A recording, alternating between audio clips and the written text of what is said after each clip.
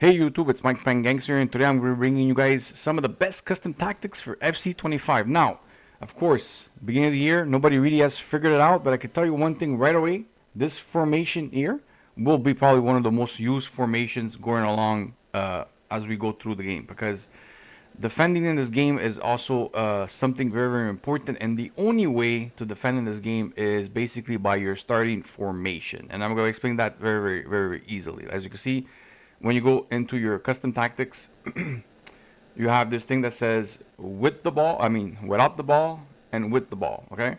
So whenever you're defending, you're going to have to basically set up your players in the formation that you want them to defend in. So since this year we have player roles, certain players are not gonna have the roles that you want. For example, like if you want to, like for example, play particular formations. So having formation that has like wingers and stuff like that are very, very important. And since the 4-2-3-1 has always been a top formation in FIFA, this is the way you basically get it by doing the 4-3-3. So you get basically when you defend, it's like a 4-2-3-1 basically. That's what it is. And when you attack, well, basically you could basically, basically, right? You could basically make the formation as you please and how you like to attack. For example, this is the way mine looks like, but you guys are gonna see everything in a second. So let's start off first of all with the formation. So it's the 4-3-3, of course, third variation. So it's the one that has the two CDMs, okay? Of course, for the built-up play, a lot of people are struggling with, for example, getting their players to run, making runs, stuff like that. So I feel like counter is the way to go. Again, I'm testing these things out. I just like the way this works for the moment. Some people are gonna want custom. I don't like the short passes thing though. It's either counter or balance, but I think for now balance is a little bit um, stale, I would say. So counter makes my players run a little bit better. Defensive approach all depends on your style. Personally, I like having a high depth because I like to basically, put pressure on my opponent. Again, this will all depend on how you are comfortable with putting pressure on the players that you're playing against, right? Um, Again, let's go into player roles. Player roles, I do apologize there for the noise. Player roles are very, very important this year because, of course, you see players that have, for example, the plus signs. Some of them don't, like for example, this one right here, but it's okay. In this formation, while I'm attacking, I like to basically attack with like basically attacking me like the 4-2-3-1, but it's the 4-3-3 if you understand what I mean. But if you look at the way they all set up, it looks exactly like the 4-2-3-1. Now, I put both my wingers on inside forward for their roles and attacking for focus. As you can see, the same thing for my right wing. Again, what that does, it makes them come on the inside and it makes them play like if you're playing the 4-3-2-1. Remember the one that last year everybody liked? It looks exactly like that in game, right?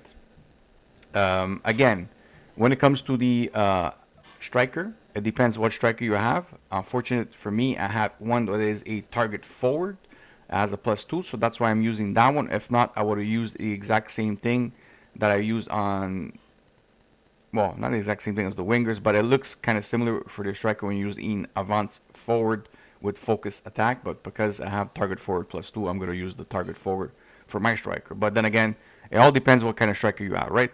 So, playmaker for Bomati here is the way to go with her because she has a +2 in the playmaker ability. And also, again, I like to have her as a focus attack.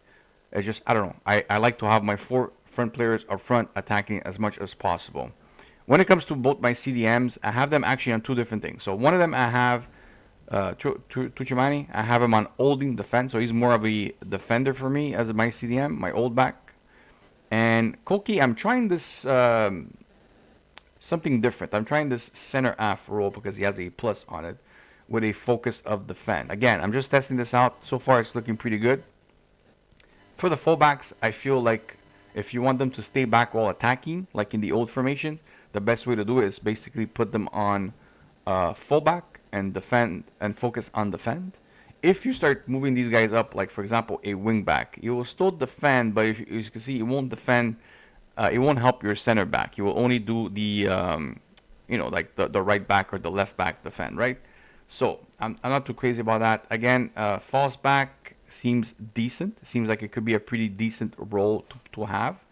And the attacking wing back right now, I wouldn't recommend people using this because this is basically, like letting you guys completely open in the back. So again, for me at the moment, because the game is brand new and you're still trying to figure out how to defend this game and stuff like that, I feel like it's important to have them on fullback and focus on either balance or on defend, depending what you want. I have this one on balance, and I have the other one on defend.